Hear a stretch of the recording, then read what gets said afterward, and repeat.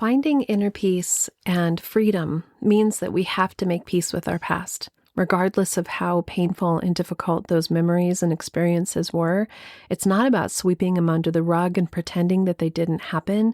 It's about processing them in healthy ways that allow you to understand more about yourself, to have compassion and grace and forgiveness around those experiences, mostly for you, and then potentially for the people around you, so that you can be present right here, right now, in this moment, in your full, authentic self, letting go of grievance and resentment, being present in your wholeness today.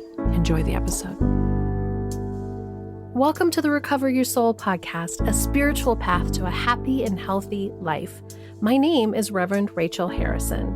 I started Recover Your Soul after having profound changes in my life from my recovery of alcoholism, codependency, and control addiction.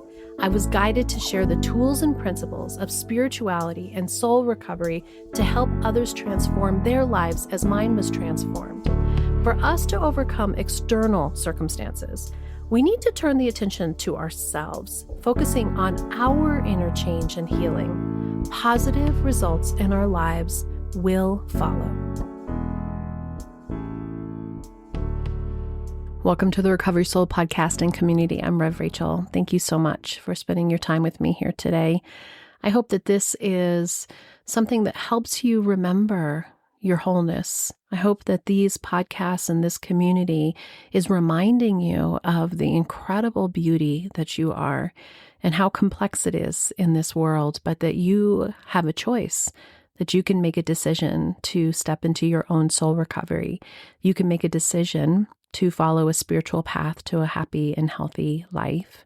And today I want to talk about making peace with the past. And I want to talk about this because it has been such a profound part of my spiritual journey. And as I continue to move into a new way of being, I've had to learn how to make peace with the past. I've learned how to step away from what was an incredibly painful and difficult 15, almost 20 years of marriage, of raising kids. And for many of you, I know that you're in it right now. I know that you're in the trenches right now. And this is what I hope that this podcast and community offers you, a beacon of hope and light to see at the end of the tunnel, to remember that you are okay. It is going to be okay. You can make it. You can remember and step into your higher self. You can allow what is happening. You can allow what is happening from a place of loving detachment, from a place of your wholeness, from a place of allowing other people to be on their own journey, to remember that you're here for your soul's spiritual journey. And the more that we do this work, the more that our eyes open and our perception changes, and we begin to see from this new lens that steps away from all the controlling, all the fixing, all the trying to make it better, all the codependent behaviors, maybe our own addiction, our fears, our very legitimate fears. The feelings that you're feeling are giving you information. And the feelings that we feel, we often don't give ourselves the ability to feel. We push them down. We try to make it better. We try to fix it. We try to have a solution. We go into the solution, which is often about trying to make other people be or act a different way. And what we're learning in soul recovery is we're coming back to our own soul, to our own purpose, to our own true nature. And this making peace with the past is really important because when you have had a difficult past, which I don't know anybody who hasn't had some level of difficult past, we can get caught up in looping and being present in those memories. And those experiences, as I often talk about in soul recovery and from a soul's journey, are part of the reason why we're here, to have these complicated, sticky experiences. And when you're in the middle of it, you don't remember that. You don't think to yourself, oh, good, I get a challenge. My husband's going to really irk me today and make me feel belittled and small. Or, yay, my kids are falling apart in addiction and not making good choices. Oh, good, I get to step more into my wholeness and my fullness. No, of course, that's not how you feel. You want to jump into action. You want to jump into solution. You want to jump into the parts of yourself that say, here's how we're going to fix it. Here's how we're going to make it better. And my hope is that as you've done this soul recovery work with me, you're reminded to turn the attention to yourself. That the incredible opportunity is for us to love the people around us so deeply, so fully, with so much compassion, that they are able to have whatever their experience is, and to be witnessed and still seen as whole through the midst of their choices. Can we do that? Can we allow them to be fully who they are and accept who they are? You don't always have to like it, but to begin to allow them to have their experiences without the resistance. One of the reasons why this is up for me is because I'm continuing to work on my memoir, which is taking many twists and turns. I'm working with the amazing Maddie, who is somebody who's worked some of this process herself and offered to help me with the book. And it really has been this profound experience on all levels for both of us, really, to allow it to be what is to be shared, to really be present with the experience. And this isn't a memoir as if I'm telling my story and I want everybody to really revel in my story. It's really our story. It's our story.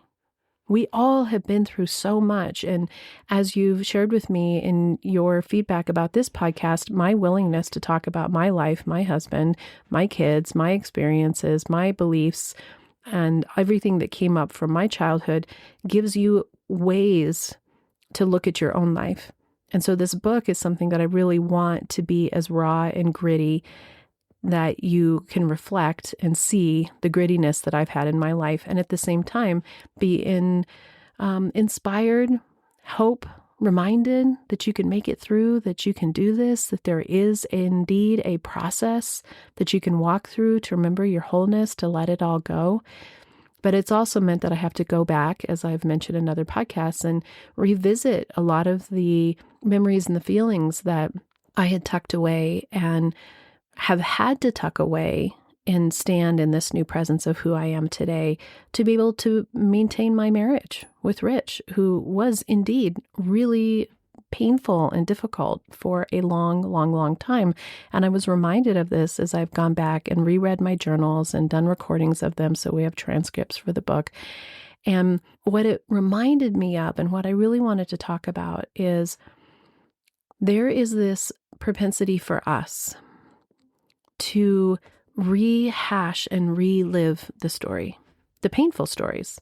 I think it's very interesting how easy it is to go back and really want to rehash and relive those painful stories instead of seeing that that's part of our perceptions, our beliefs, the parts of us that thought that was the only way to show up, or was on top of the rock, as I describe in step 2, letting go of control, that generally we're on top of this situation. We're trying to fix it. We're trying to change it. We want it to be different. We're in our suffering.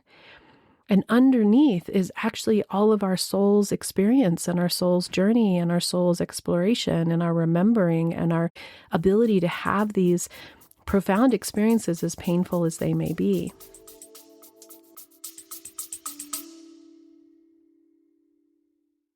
Just taking a quick break from the episode to remind you about the once-a-month Soul Recovery Support Group on Zoom, which is such an amazing opportunity to step more deeply into your soul recovery and connect with others on the journey. Normally, we meet on the first Monday of every month, but in September, it will be the 8th of September, the second Monday of the month due to Labor Day. Also a reminder that there is still a chance for you to join me in Asheville, North Carolina in person on the 13th and 14th September for an amazing, powerful, transformational in-person retreat. Visit the website recoveryoursoul.net to register for everything. Back to the episode.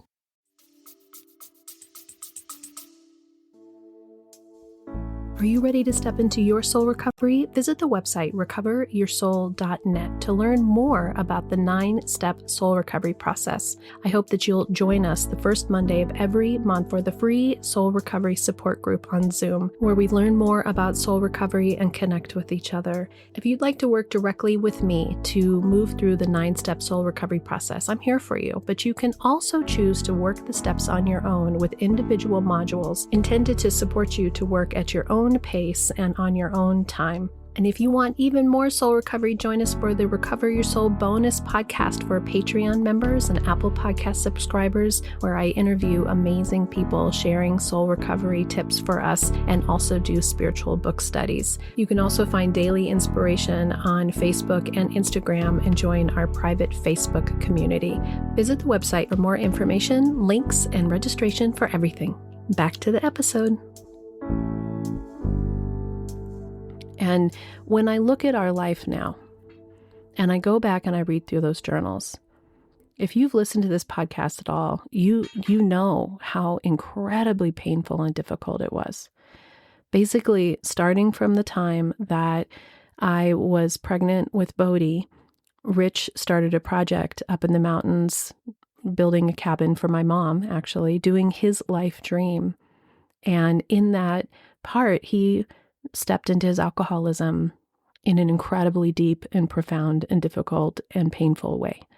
And here I was with these 2 small babies, raising them basically by myself because he was working during the week and would come home on weekends exhausted, hungover, disconnected. And it changed the timeline and the trajectory of our what seemed like perfect, beautiful, loving relationship. And when I read back over those journals, there is so much sadness, so much loneliness, so much confusion, and rightfully so, right? So when you look at these emotions that you're having, those emotions are saying there's something not aligned here. There's something doesn't feel right here. But instead of having tools to be able to know how to handle those feelings, of course I don't know how to handle those feelings. I'm like in my 20s. I'm just figuring my stuff out. And so I went into complete overdrive and used all of whatever tools I had at that young age to try to make it be different, to try to fix it, to try to change it, and mostly just to be sad about it. And in the sadness, I covered my heart and I began to have resentment towards Rich. And he began to come back. We have talked about this quite a bit, actually, Rich and I. He came back with whatever tools he had. He came from a very difficult, alcoholic, angry home. Violence, maybe not in the way that some other people experience violence, but that kind where you don't want to poke the bear. And in that, those were his unconscious, subconscious, reactive ways of being. But underneath was this really tender, sweet soul who wanted to support his family.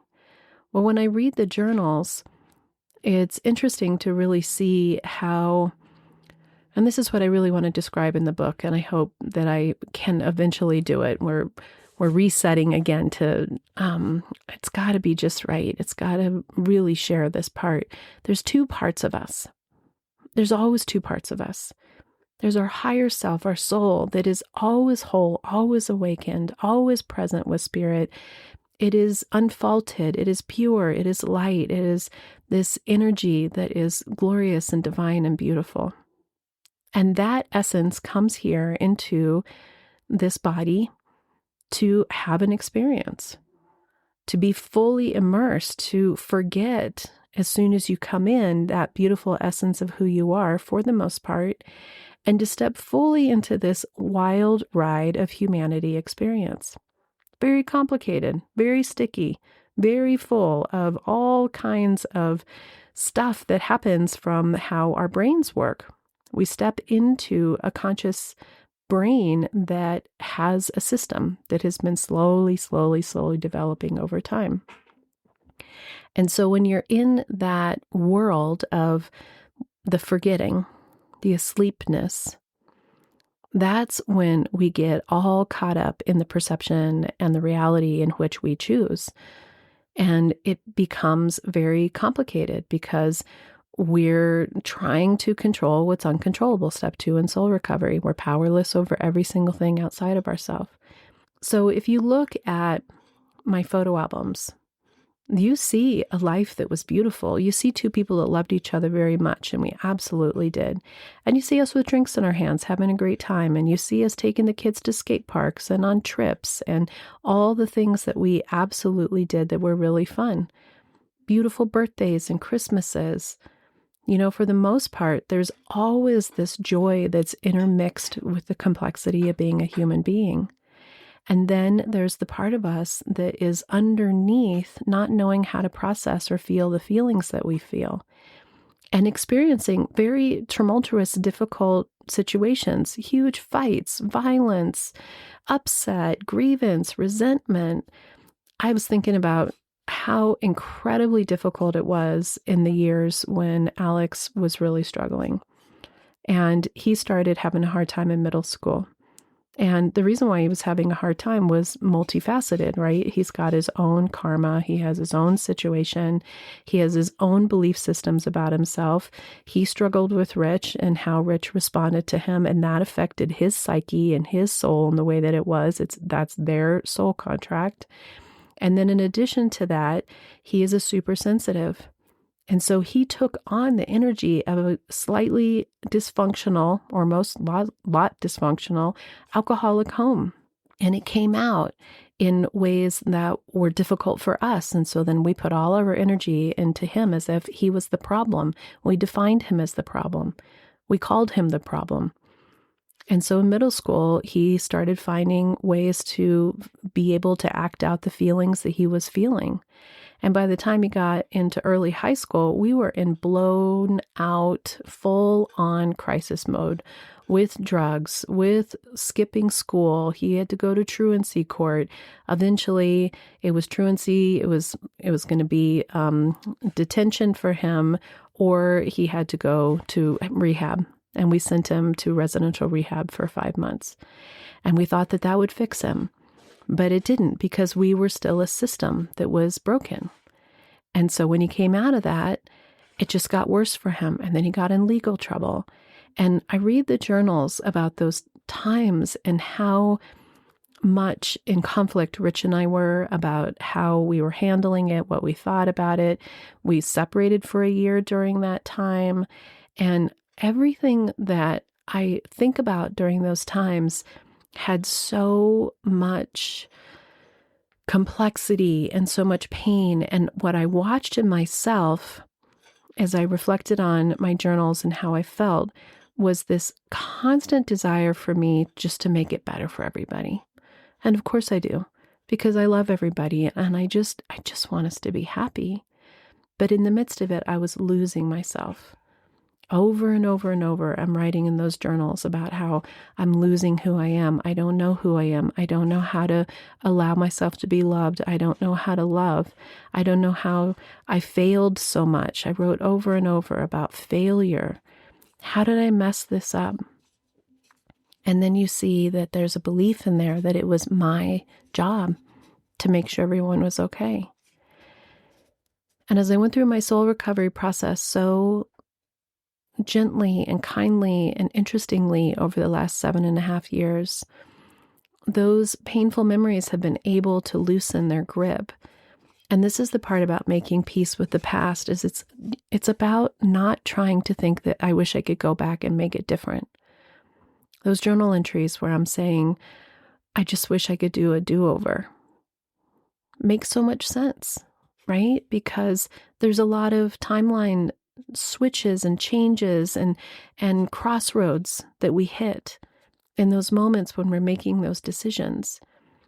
But when you step into spirituality, you remember and you begin to understand that there are no wrong turns, and that each turn that you make, you get more and more aligned with who you are to be able to make the choices at each one of those turns, each one of those crossroads, each time one of those doors open, to be more clear about who you are and what you want in your life. And you become better and better at allowing, accepting, loving unconditionally, lovingly detaching from the other people in your life and seeing them more clearly for who they are as souls and potentially what their experience is and how it needs to be. Because the more that we've got our fingers or our attempt of fingers to have in everybody else's business to make it better for everybody else, the more that we're entangled in whatever their choices are. And we're powerless over their choices. And it doesn't mean that we don't have opinion. It doesn't mean that we don't show up. It doesn't mean that we don't care. It doesn't mean that we don't love. We just stop holding on so incredibly tightly to, yeah, but if they would just, yeah, that's true. And turn the attention back to yourself. So reading over the journals has been very interesting, and working on this memoir has been interesting because it is this essential element of who I am and where I've gotten to where I am today. I can see more clearly, and you know that I'm in the super woo of the spirituality. I don't even begin to talk about where I've gone into the spiritual journey, but it is so peaceful there. And it's the reminder that at every moment we are choosing to be separate from the knowing that we are divine beings of source energy. We are the creation of source and love in the universe itself. Having the opportunity to have these pretty difficult and sometimes painful experiences for the potential of our own awakening.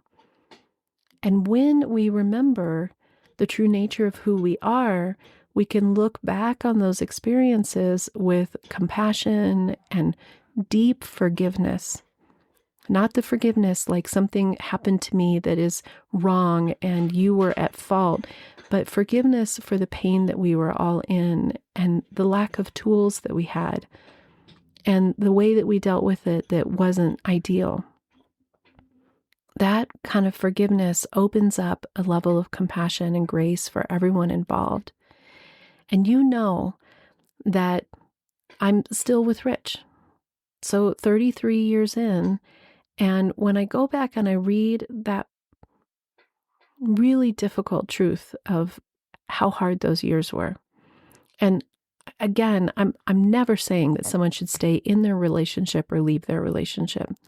I think it's really, really important that you are making those decisions for yourself, because I am here in this relationship, but I can also see that there would have been an entirely different timeline and trajectory for me had I made a different choice when Rich and I separated to not come back. And both of them have value. This is just the one that I ended up choosing. And the reason why it continues to be the choice that I'm grateful that I made is because we are both doing the work. Does his work look like mine? No, but he is indeed doing his own work. And we've had more incredible conversations in the last year in particular around these experiences than we ever could have before, because we've let go of that woundedness, that attack, that you're the one who did this to me. This was the fault. This is what you did versus this is how I felt. This is how I perceived it. And recently when I was talking to Rich about reading over the journals as I was recording them, and it made me cry. And he said, I never really saw how painful it was for you. And I'm sorry. And I said, well, I never really gave you credit for how hard you were working for our family and how hard it was to not be seen for that. And I'm sorry. Those allowances for us to be seen and witnessed from this place of compassion and to have those kinds of conversations are so healing, right? Because there's this need and want for us to justify our side. But when we quit doing that, there is this release of the past. And the more and more and more I do this work, the more that it's as if I'm picking up a book that I'm reading, but it doesn't necessarily feel like it's mine. I can feel the intensity of it, but there's no point in continuing to rehash those stories and say, my son was like this, and my husband was like this, and our life was like that. That becomes a habit of talking about what you don't like And in the woo-woo of the universe, you are attracting that energy. You are continuing to bring that energy to yourself. Your life is what you think and feel and believe that it is. It is absolutely the energy that you feel on the inside that reflects the life that you have on the outside. So as I turn to this new place that says, I am going to witness a life that is love and connection and a healthy marriage and appreciation, that is what I'm going to receive. Not that I'm controlling him. Not that I'm controlling my kids. I cannot visualize enough to be in charge of their experience. I can allow and release and let go and be present in it for what it is to me and have more clarity about how it feels to me.